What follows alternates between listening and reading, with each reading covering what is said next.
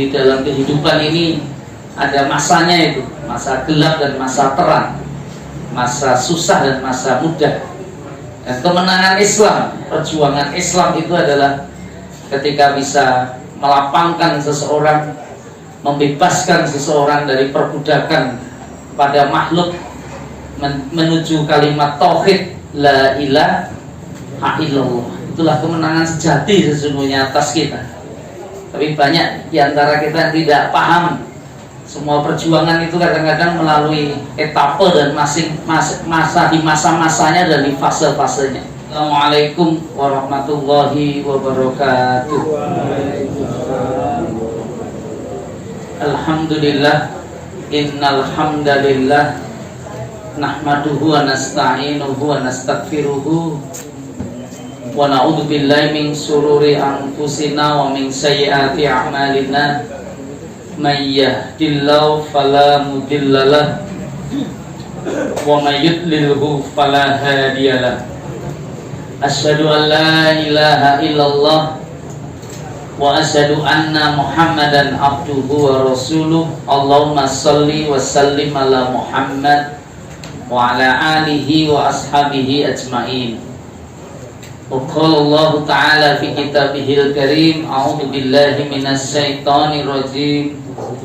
Idza jaa'a nasrullahi wal fath wa ra'aitan nasa yadkhuluna fi dinillahi afwaja. Wa qala nabiyuna Muhammad sallallahu alaihi wasallam, taraktu fikum amrayni lan tadillu ma tamassaktum bihima, kitaballah wa sunnatan nabi. Sadaqallah wa sadaqa Muhammad sallallahu alaihi wasallam. Alhamdulillah, segala puji dan syukur kita panjatkan kehadirat Allah Subhanahu wa ta'ala.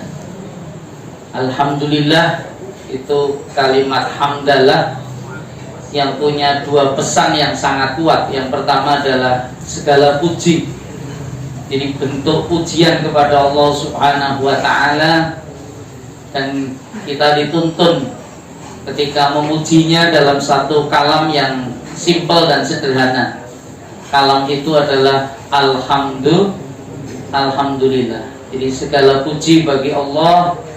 Itu Allah lah yang sesungguhnya menjadi standar urusan puji memuji, dan mengembalikan semua pujian yang kita terima menjadi satu keharusan sesungguhnya kalau kita tidak ingin menjadi hina karenanya.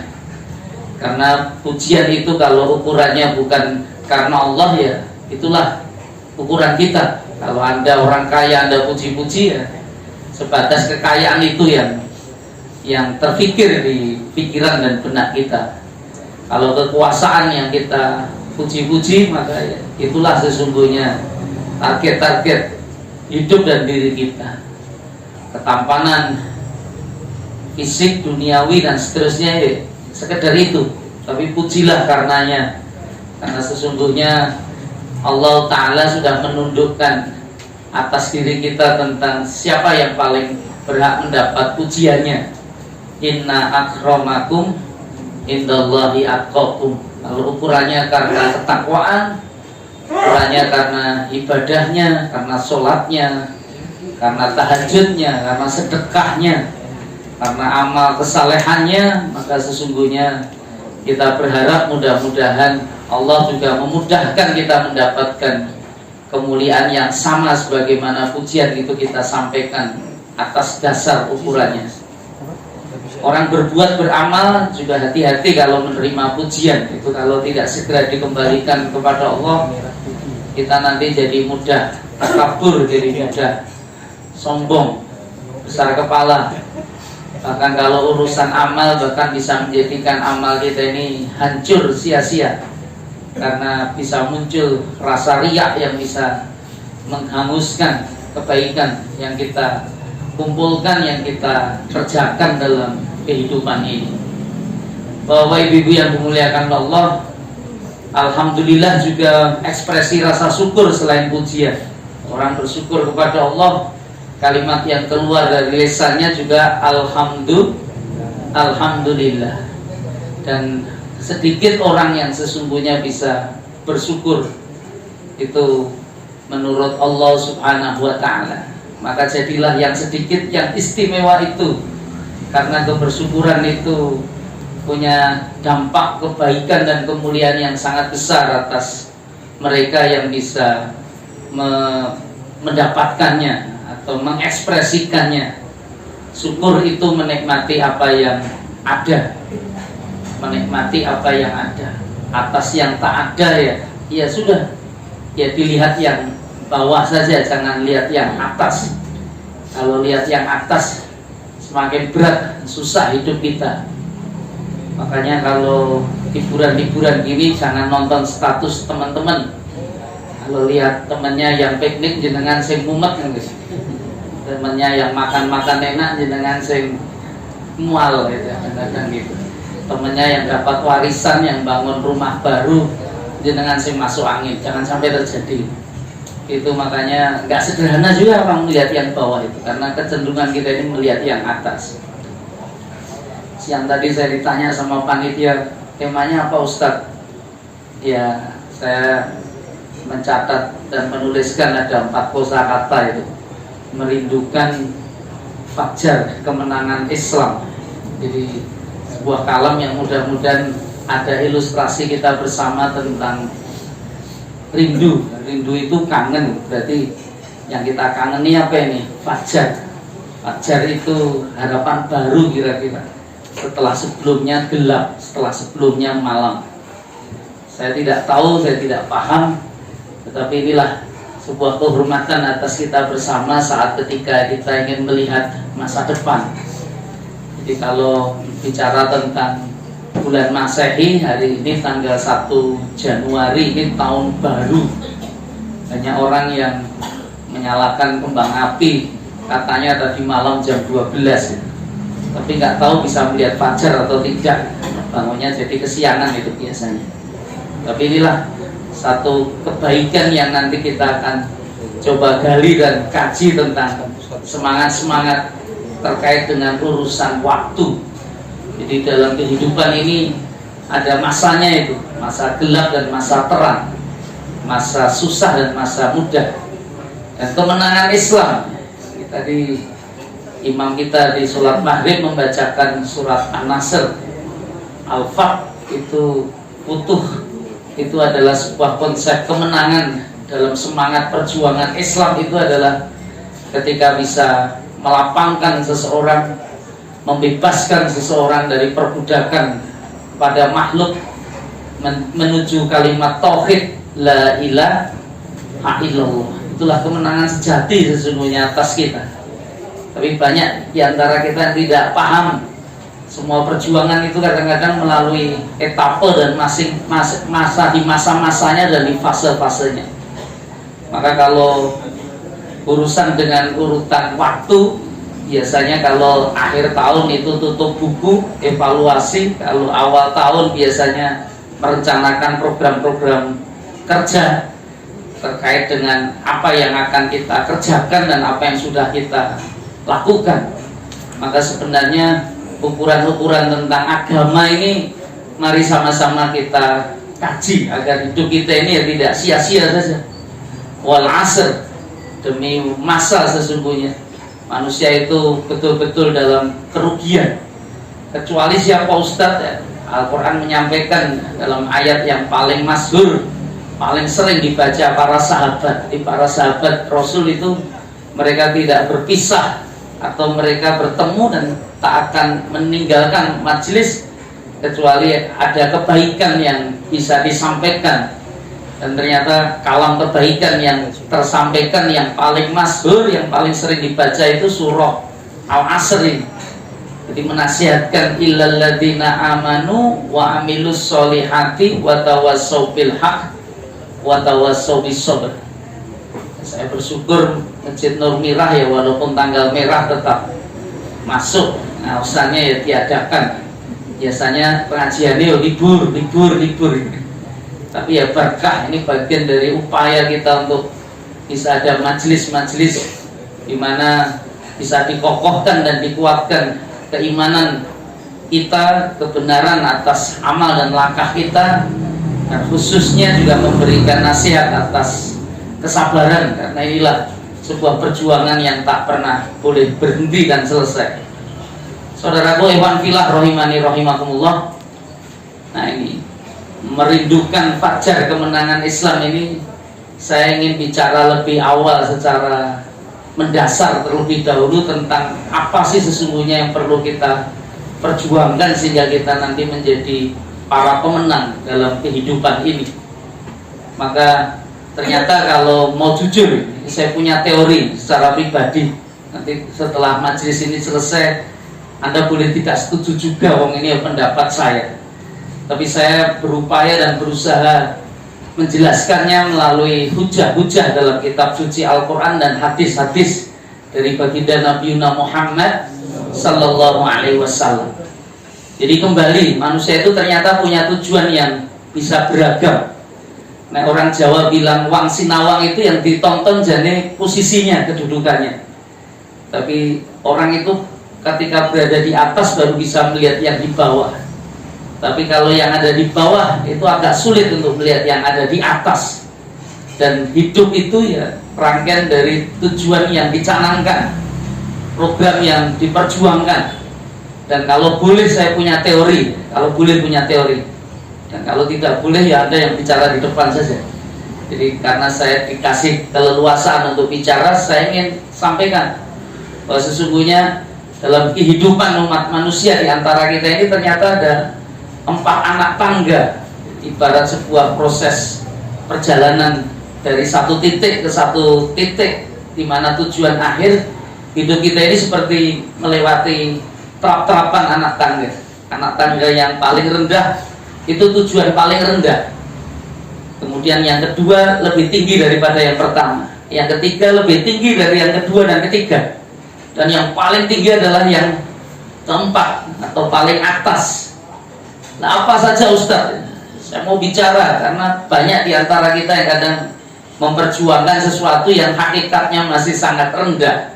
Maka kalau masih sangat rendah ya segera naik itu untuk menuju ke anak tangga berikutnya. Apa Ustaz? Anak tangga pertama itu tujuannya apa itu Ustaz?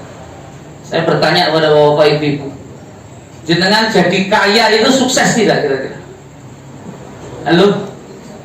Sukses. Atas orang yang tidak kaya, cita-citanya pengen jadi kaya. Besok tanggal 14 Februari ada coblosan.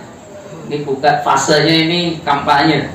Tetapi banyak orang-orang yang mendaftarkan di KPU dan KPUD untuk siap untuk dipilih. Bahkan sudah membentuk tim sukses.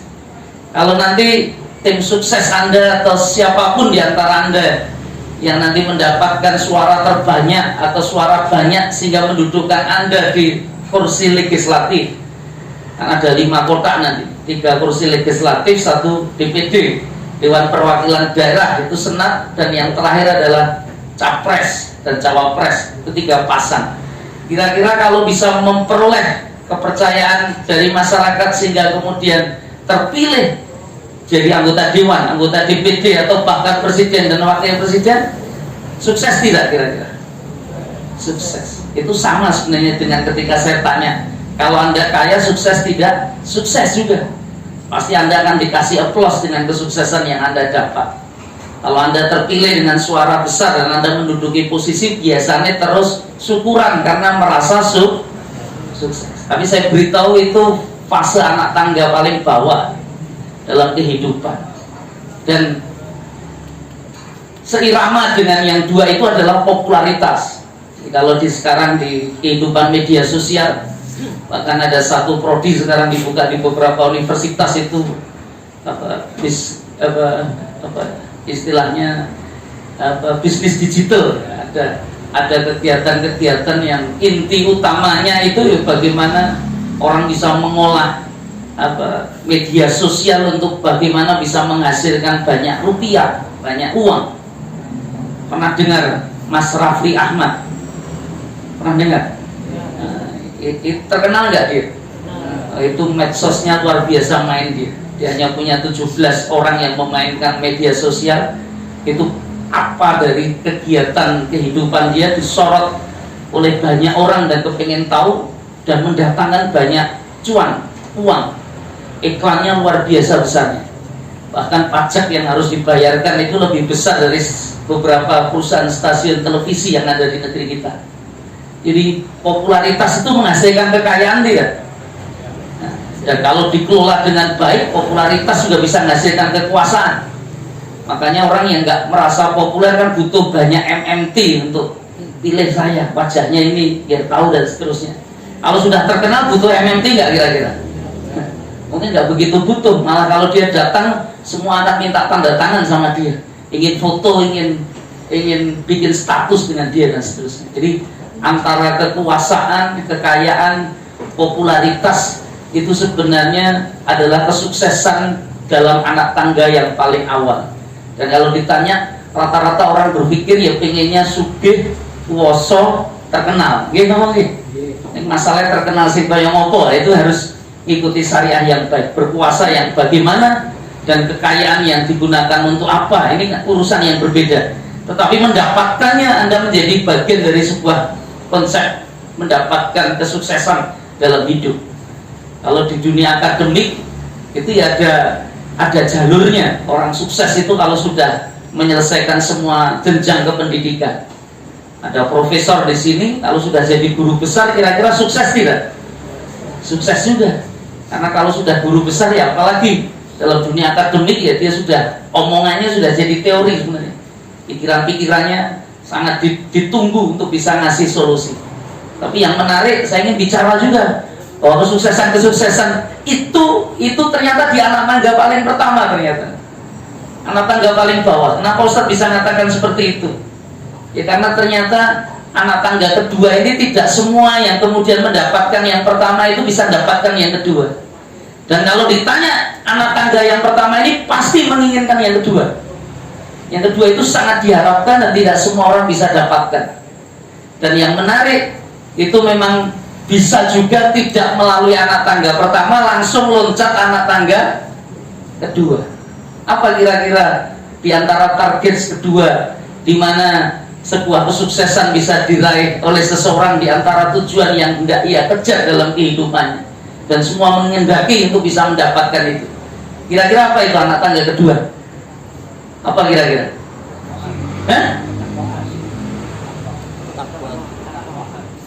Bahasanya jangan sulit-sulit.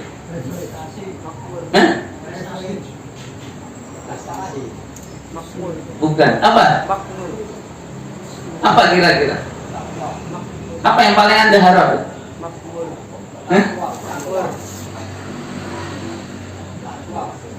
Sebelum itu apa ya kira-kira? Masih skalanya kedua itu. Setelah orang dapatkan biasanya terus ngejarnya itu. Itu bahkan rata-rata ada orang yang bisa meninggalkan yang pertama untuk mencari yang kedua. Apa kira-kira? Harta sudah tadi. Harta itu pertama, kekuasaan itu pertama, popularitas sudah. Apa ya?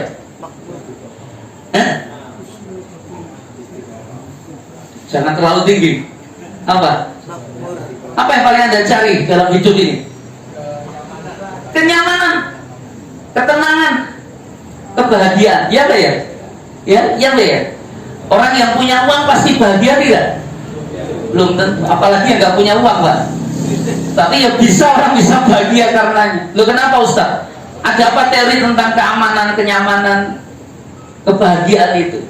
Itu kalau Anda buka di Quran surat Al-Fat ini, walaupun di tangga pertama itu pembicaraan agama harus dominan agar kita tidak keluar dari jalurnya Tuhan.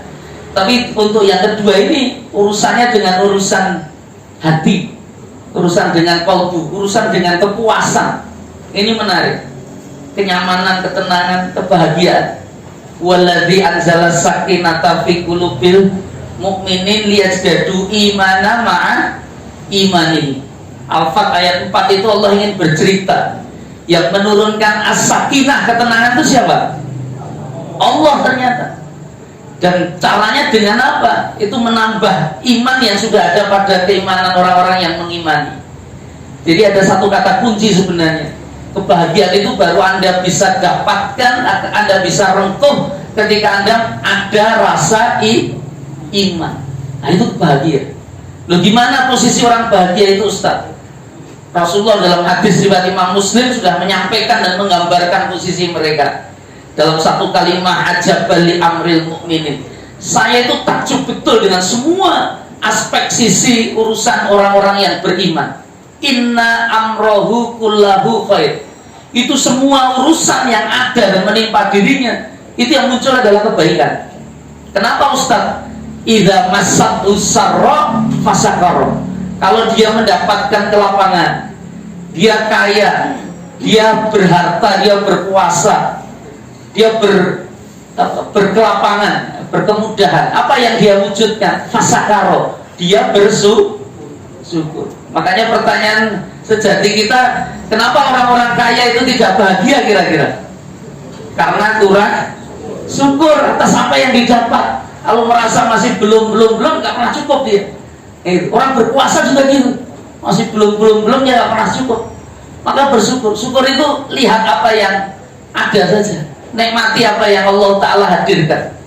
Itu kalau kita tidak melihat sisi-sisi itu, akan menjadi jauh atas hidup dalam diri kita dan menjadi susah dan berat. Apalagi lihatnya yang di atas itu. Itu betul. Saya beberapa waktu yang lalu tanda tangan persetujuan pemenuhan kebutuhan kursi roda sampai 18 kursi roda di dompet kemanusiaan PMI. Saya kaget karena biasanya setiap pekan itu maksimal hanya 7, 8, 7 sampai 18. Karena melibatkan teman-teman koas, dokter-dokter muda, kita ada kerjasama dengan Fakultas Kedokteran UNS itu mengadakan susur kampung dan dilibatkan dompet kemanusiaan itu. Para dokter muda itu cari rumah-rumah yang menengah ke bawah untuk dicari siapa yang sakit. Begitu dicari yang sakit, rata-rata kebanyakan mereka sudah lama tidak bisa berjalan itu dari tempat tidurnya, dan tidak hanya 1 minggu, 2 minggu, bahkan ada bulanan, bahkan ada yang 8 tahun. Anda bisa bayangkan itu macam-macam, kena virus sehingga kaku dia punya tubuh sehingga nggak bisa menggerakkan tubuh. Ada yang kena tumor di bagian pinggangnya sehingga kemudian dia jadi lumpuh. Ada yang kena stroke, jangankan berjalan, bicara aja juga nggak lancar dan sebagainya. Ada juga yang harus diamputasi karena diabetes tingkat tinggi sehingga dia nggak punya 2 kaki. Kira-kira kalau orang seperti itu kepingin jalan ke depan cari sinar matahari, diapakan? Digendongkan gitu. Kalau digendong, kalau kurus mungkin nggak masalah. Kalau gemuk ada di problem, makanya butuh kursi roda. Dan kursi roda semuanya request. Saya lihat riwayatnya nangis. Saya kalau membayangkan hari ini saya bisa mengangkat kaki saya, mengayunkannya dan meletakkan kembali lagi ke tanah. Satu ayunan langkah itu nikmat tidak kira-kira? Nikmat kalau Anda bicara yang 18 saudara saya yang tidak bisa berjalan itu. Tapi kapan Anda mensyukuri Anda itu sudah bisa loncat-loncat, lari-lari, nggak butuh alat bantu dan lain sebagainya, bisa kemana-mana. Itu jarang kita bersyukur. Makanya bersyukur itu butuh kewarasan, bukan sekedar sehat dan waras. Dia menyadari bahwa ini nikmat dari Allah. Nah, tapi kebanyakan kita lihatnya yang lebih besar, lebih tinggi, sehingga sulit itu nilai rasa syukur itu hadir. Apalagi Ustaz, kenapa tadi Ustaz mengatakan bahagia itu tidak mesti kaya juga, bahagia tidak mesti berkuasa juga, lapang dunianya, ada bisa meloncat, tetapi dia berat juga. Kenapa? Karena ada hadis Rasulullah tadi riwayat Imam Muslim itu menakjubkan urusan semua orang beriman itu kalau dia lapang dia bisa bersyukur. Wa idza massatu dharra, ketika dia dalam posisi menderita, fasobar, dia bisa bersabar. Lu jenengan tahu sabar? Kata Rasulullah, fakana khairullah, karena itu kebaikan yang sangat besar dalam hidupnya. Sabar itu ternyata posisi bahagia juga. Lu dari mana Ustaz bisa tahu? Karena kepahaman dia, innama yuwaffas sabiruna ajruhum bighairi hisab. Allah itu akan membalas dengan sangat sempurna orang-orang yang punya pahala sabar itu bighairi hisab, tanpa ada hitungan. Kemuliaan yang sangat besar yang Allah ingin tunjukkan. Saya 2 pekan yang lalu, masjid kami di Kampung Batelangan itu mengundang seorang masyayikh dari Palestina, namanya Syekh Ibrahim. Nggak ngerti, kelihatannya pernah ke sini juga. Ya, sebelum ke sini terus ke sana. Itu saya lihat lewat Instagram. Itu yang bagi saya paling menarik itu ketika dia cerita awal. Saat dia menceritakan Saya punya saudara yang ada di sana, seorang kakak perempuan. Ada apa dengan kakak perempuannya? 10 hari nggak bisa kontak. Begitu kontak, apa yang terjadi? Alhamdulillah, saya masih hidup, saya masih ada di tengah gempuran yang luar biasa oleh Zionis Israel. Korbannya hari ini itu sudah 29.000 orang. Ini terus bertambah karena dunia nggak mampu menghentikan itu. Tapi pembantaian itu masih berjalan. Tapi alhamdulillah itu menjadi kalimat yang dominan, yang itu sering keluar, yang diceritakan Syekh Ibrahim. Ketika ditanya lagi lah, gimana dengan iparku? Iparku kan dia punya suami, iparnya beliau. Nah, suaminya ini diceritakan sampai ditunjukkan fotonya, kita lihat semua. Iparnya kenapa kira-kira? Ternyata iparnya itu sejak usia 12 tahun sudah jadi penghafal Quran. Niat motif dia menghafalkan Quran diantaranya ya karena ingin jadi pejuang. Di Palestina, di bumi Gaza itu orang baru bisa layak jadi pejuang. Di Hamas harus sudah hafal minimal 15 juz. Maka anak kecil tuh hobi ini nggak pakai Quran tuh karena mimpinya ngusir Israel. Makanya Israel itu kan paling buta terhadap kekuatan yang ada di Gaza. Tidak punya mata-mata dia, hampir betul-betul gelap dia di sana. Karena siapa yang mau dibayar kira-kira? Mau menjadi pejuang Hamas itu sangat gak sederhana, rumit. Kalau di tepi barat Jordan itu masih banyak itu mata-mata Israel berwajah Arab atas nama pejuang dan seterusnya. Apalagi di negeri kita ini yang semuanya mengukurnya pakai duit kadang-kadang. Gampang, Israel itu cuannya gede, duitnya oke.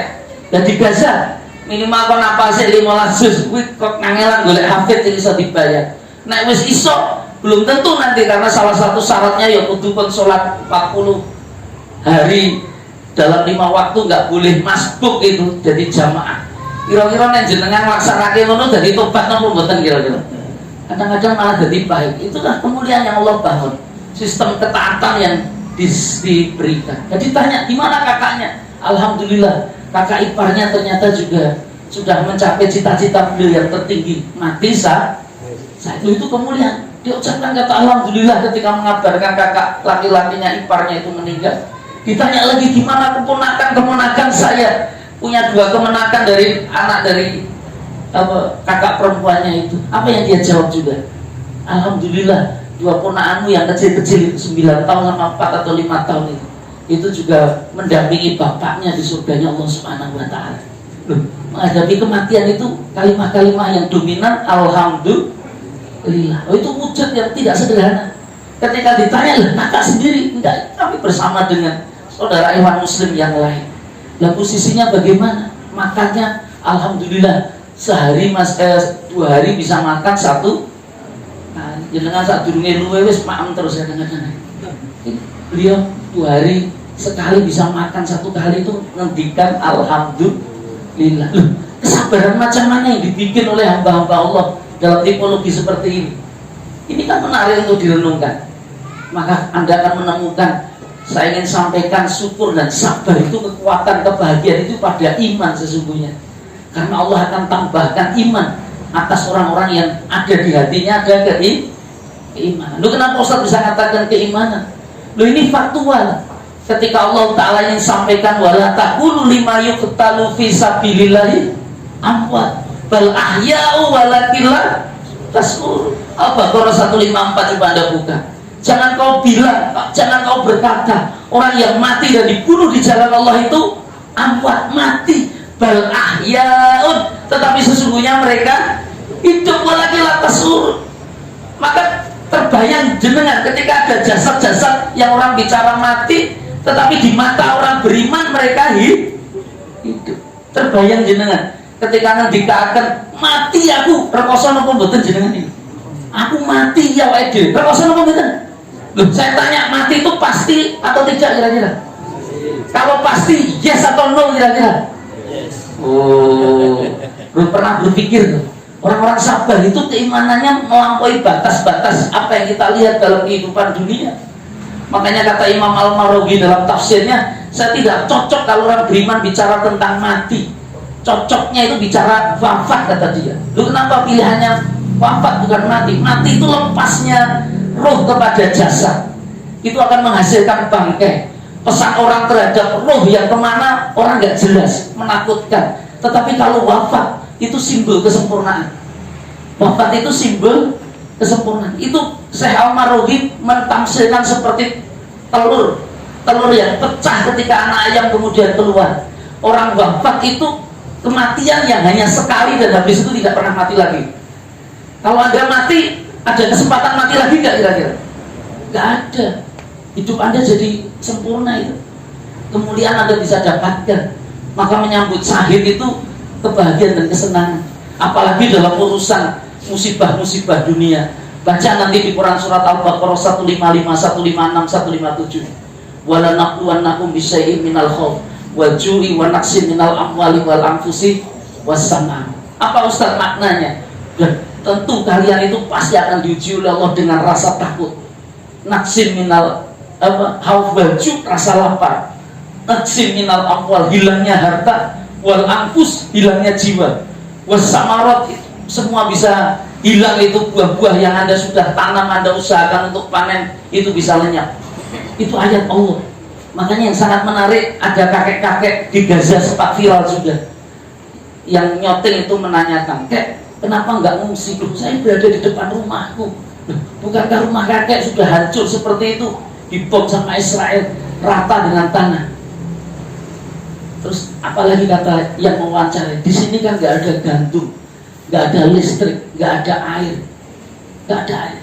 Bahasanya kan nggak ada kehidupan. Kenapa tidak ngungsi? Jawab sang kakek itu apa? Jawab sang kakek itu apa? Dia jawab, kan ada Allah. Itu jawaban apa kira-kira? Itu jawaban keimanan, saudara. Ketika orang menghadapi penderitaan itu yakin betul bahwa dengan kacamata iman mereka mendengar ayat Allah, wa basiris. Loh, saya tanya, kata basiris sobirin menjadi penghujung ayat Al-Baqarah 155 itu artinya apa? Kasih kabar gembira untuk orang-orang yang, saya tanya, Allah yang ingin ngasih kabar pemberitahuan kegembiraan. Berarti ada nggak orang dalam penderitaan itu gembira kira-kira? Ada. Siapa Ustadz? Orang-orang yang sabar. Jadi kalau sore petang ini jenengan belum bahagia, belum senang, berarti kurang. Nah, jenengan saya ngetikan, ini kurang sabar, kurang syukur. Hanya ada dua pilihan itu saja. Setuju nggak kira-kira? Loh, itu betul. Loh, kenapa dengan sabar Ustaz? Apa yang muncul pada kesabaran? Sederhana. Al-Baqarah 156 Allah sampaikan, alladzina idza asabathum musibah qalu. Kalimat yang keluar saat musibah itu hadir dan datang, ini semua milik Allah. Itu kalimat istirja. Kembalinya juga kepada Allah. Itu kalimat yang paling ringan.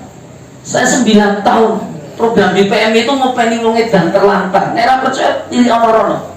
Iki nek sing mulai mari-mari jenengan mbok tekokke. Ngopo kok pemicu kamu jadi gila? Itu rata-rata karena perasaan sangat memiliki dalam kehidupan dunia. Sudah ada kehilangan yang sangat itu menjadikan mereka stres. Betul itu. Tapi kalau Anda merasa ini dunia hidup ini hanya titipan Allah, kembalinya kepada Allah, itu relatif lebih ringan. Tapi kalau Anda mengatakan ini milikku loh, ini punyaku, nah, ini kewenanganku, ini kekuasaanku, hilang stres. Lah ini saya ingin lanjutkan karena masih tangga kedua. Ini jika mau telu kepapat loh. Sing loro ini ternyata yang dikejar adalah kebahagiaan. Setuju nggak kira-kira? Setuju. Lah yang ketiga apa Ustaz? Ada yang di atasnya, ada yang di atasnya. Yang orang akan cari, dan kalau Anda sudah dapatkan kesuksesan Anda jauh lebih tinggi daripada yang pertama dan kedua. Kalau yang kedua tadi bahagia untuk siapa kira-kira? Untuk diri? Ya apa ya? Untuk diri sendiri. Lah yang ketiga ini cara berpikir, mindsetnya sudah berubah. Apa? Bahagia hidupnya itu bukan untuk diri sendiri, tetapi untuk orang. Ada nggak orang-orang seperti ini? Anda sebut apa dia? Anak-anak mahasiswa saya sebut dia para pahlawan, mau mengorbankan kebahagiaannya untuk orang lain. Dan saya tanya siapa pahlawan kalian? Mereka menyebut ambil berurai air mata. Itu bapak saya yang ada di kampung sana, yang macul, yang matun dan seterusnya, ngiringi anaknya agar tetap bisa kuliah, tetap bisa makan dijamin. Orang dadak poso Senin Kemis guru apa poso Daud guru-guru renek sing dimaam. Ada enggak yang seperti itu? Itu bisa ada. Orang tua itu rela mengorbankan kebahagiaan untuk orang lain, anaknya. Itu kalau semakin banyak pengorbanan yang dilakukan untuk banyak orang, disebut apa kira-kira? Pahlawan. Tahu pahlawan? Itu hukum apa Ustaz? Itu hukum Islam. Itu misi Islam, bukankah ayat Allah yang paling masyhur, wa ma arsalnaka illa rahmatan lil alamin. Rasulullah Muhammad itu tidak diutus kecuali untuk menyebarkan rahmah, kasih sayang itu kepada semesta alam. Rasulullah hadir itu untuk bikin orang tersenyum. Ya Pak ya? Kalau ada orang nangis, sedih, datang kepada Anda, bikin dia tertawa, senyum, Anda orang-orang yang sudah di fase itu. Karena cara berpikir Anda adalah membahagiakan yang lain. Anda peduli, ingin menolong, membantu, menyebarkan kasih, sayang, berkah, dan seterusnya kepada sesama. Itu kalau tidak ada, dirindukan nggak orang itu? Dirindukan, dibutuhkan betul itu. Kehadirannya ditunggu-tunggu betul. Itu kalau meninggal banyak yang nangis nggak kira-kira? Banyak yang nangis. Maka hati-hati kalau jenengan meninggal kok tanggo teparuh diwangi Pak RT syukuran belah wedhus medeni jenengan. Kowe dudu pahlawan, kowe penjahat kowe. Loh, itu ada nggak orang yang sudah didoakan itu kapan mati ini, tak dongake mati, ra mati-mati. Karena kehadirannya bermasalah. Maka pemimpin itu, saya mohon maaf, besok kalau mau coblosan itu golek fase pemimpin itu harusnya sudah di etapa ketiga itu. Kalau etapanya jadi siji loro kowe rekoso uripmu. Lho kok usah tiba iso ngomong ngono lah. Dia iki ora cukup duite. Kowe dadi rakyat pingin apa sugih. Enten apa mboten wong sing ngoten niku lho. Lho sakniki dadi cita-cita anak lho. Cita-citane apa dadi wakil rakyat. Ku rasa dadak pinter kok sing penting bandel terkenal wani sogah. Lho itu betul, itu hanya kekayaan yang dicari. Itu fase. Bahkan kalau membahagiakan diri sendiri aja nggak cukup itu. Kuwi sing sugih mereka, kowe jek melarat terus. Makmur sejahtera. Loh, Ustaz, itu betul yang ketiga itu ada fasenya. Itu fase hamba-hamba Allah yang kita sebut sebagai pahlawan. Tetapi itu masih belum cukup sukses itu. Ada yang lebih atas daripada itu. Semua tujuan di antara amal kehidupan Anda sebenarnya Anda tujukan ke itu. Apa itu kira-kira? Ketika Anda sukses sejati itu kira-kira apa itu? Di anak tangga keempat itu apa? Apa itu? Takwa itu cara jalannya. Kedudukan apa yang paling Anda cari dalam kehidupan di dunia ini? Hah? Ridho. Tahu ridho? Tahu ridho? Ridho Allah. Keridhoan Allah. Loh, ada apa ridho Allah? Ada tiga ayat 27, 28, 29, 30. Quran surat Al-Fajr itu menarik sekali. Saya minta maaf. Hidup kita ini dulu saya di PI itu diajarkan. Semua kehidupan itu kalau nggak menuju ridho Allah itu hilang. Termasuk pahlawan-pahlawan itu akhirnya bisa sia-sia juga di sana. Dia sudah berkorban macam-macam, ternyata nggak dapat ridhonya Allah. Lah, pertanyaan saya, jenengan sudah dapat ridhonya Allah belum kira-kira? Ini sing rapatnya jelas ini. Loh, kenapa kalau rapatnya jelas? Saya nggak tahu dapat ridhonya. Itu karena kita nggak baca ayat suci Al-Quran.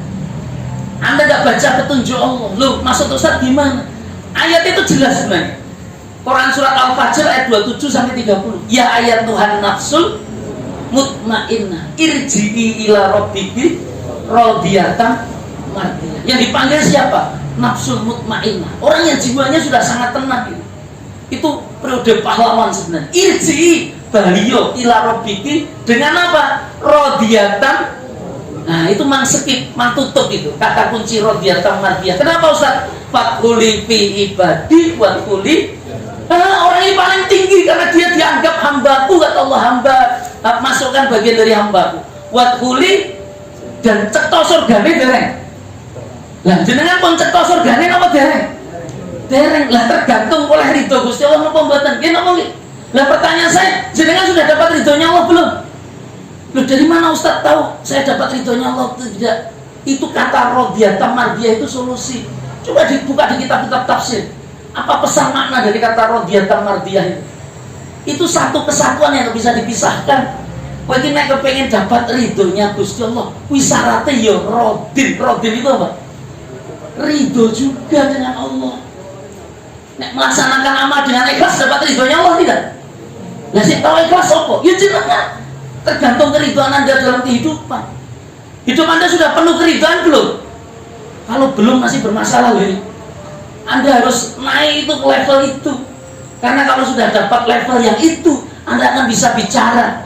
dalam ketulusan, dalam keikhlasan, dalam kebaikan. Sehingga orang kalau sudah ikhlas kira-kira jadi masalah apa kira-kira? Ya isih Ustaz. Ini masalahnya bukan dapat masalah itu, masalahnya dapat ridhonya Allah. Kalau dapat ridhonya Allah, kemenangan akan kamu dapat. Kenapa? Idza jaa nasrullahi, kemenangan itu karena pertolongan Allah, bukan karena ikhtiarmu, duitmu, bukan karena kekuatanmu, bukan karena pintermu, bukan karena kecanggihanmu, bukan karena popularitasmu. Tapi kemenangan itu karena pertolongan.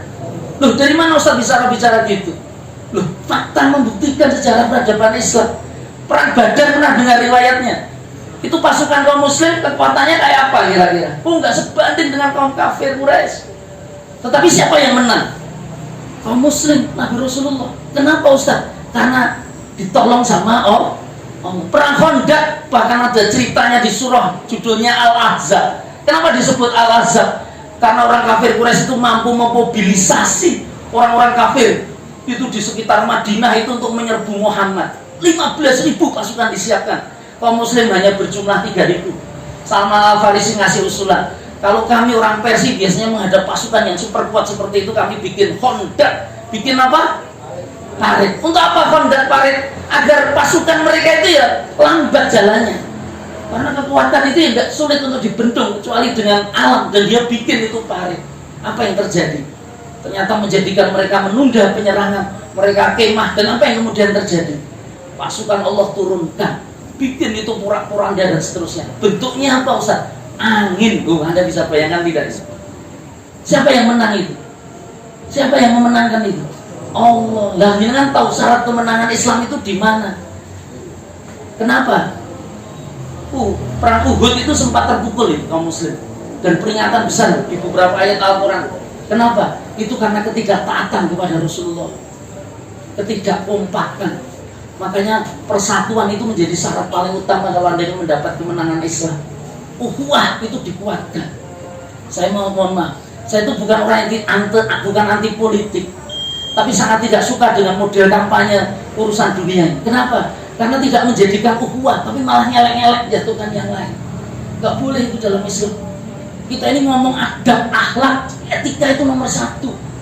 Saya Mbah Toifur Kiai Taufir yang ngawinkan Anis sama siapa? Gus Muhaimin itu ngasih nasihat sama Gus Muhaimin. Itu ada itu yang saya dapatkan beritanya. Dia nasihatnya hanya satu, apa? Ojo nyelek-nyelek, musuh-musuh melawan, nggak ada lawan sebenarnya. Kita ini hanya berkompetisi, saudara. Hancur kita itu ketika nyelek-nyelek. Kok begitu rakyat pilih tenan, wes dunga nyelek kabeh. Mongko di antara 3 itu mesti salah siji kudu dadi hitungannya ngono. Nih yo iso orang ngono, kadang-kadang gitu. Kan kita nggak tahu. Tapi ya jangan kamu doakan buruk. Kita doakan mudah-mudahan oleh Allah nanti dipilihkan pemimpin terbaik, yang amanah, yang levelnya 3. Syukur levelnya sudah 4, sehingga yang turun itu adalah pertolongan Allah. Setuju nggak kira-kira? Karena sudah setuju, saya akhiri. Mudah-mudahan ada manfaatnya dan mudah-mudahan dapat berkahnya. Jadi kemenangan Islam itu karena persatuan, kekuatan, ukhuwah Islamnya itu ditegakkan betul. Tapi kalau Anda menghancurkan, jadi pemilu itu kadang-kadang jadi saling menghancurkan, saling mongko aibnya orang beriman yang harus ditutup itu. Itu memang hal-hal yang kadang-kadang sulit untuk kemudian orang bisa masuk. Tetapi hal-hal seperti ini harus diperjuangkan. Jadi kita ini menang adu gagasan, adu program saja. Jangan kemudian kepengen menaikkan diri dengan menjatuhkan ya. Yang lain sudah, yang lain jatuh itu ditungaki. Siapa tahu dia kansel, mungkin ya malah jadi pemimpin suatu saat. Kita nggak pernah paham, kita nggak pernah tahu. Tetapi ini level-level kehidupan yang akan terus berjalan. Makanya ya mudah-mudahan Allah mengokohkan dan menguatkan kita dalam kebaikan. Ini yang bisa saya sampaikan, dan terima kasih atas atensi perhatiannya. Dan insya Allah fajar itu segera muncul, masa depan insya Allah jauh lebih cerah, kebahagiaan dan kemuliaan segera bisa kita dapat, karena kita semua mengharapkan ridho dan pertolongannya. Amin amin ya rabbal alamin. Aku lupa lihat astagfirullahaladzim. Mari kita tutup majelis dengan doa kafaratul majelis. Subhanakallahumma wa bihamdika asyhadu an la ilaha illa anta astaghfiruka wa atubu ilaik. Assalamualaikum warahmatullahi wabarakatuh.